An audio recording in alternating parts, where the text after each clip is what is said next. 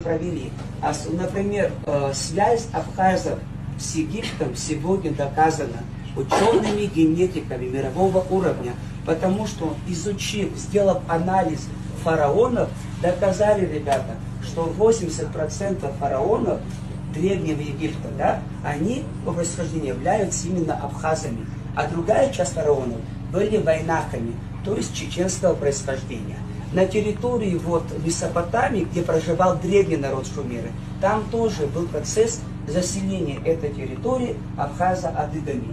И такие города, как Вавилон, самый известный город, да, Ур, был такой Урук, это все именно абхазо-адыги основали. И большое значение мы даем еще религии, да, божества. Об этом тоже мы с вами на той лекции говорили.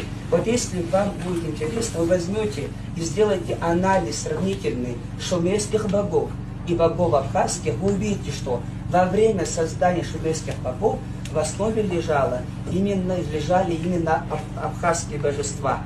Даже само слово «Апсу».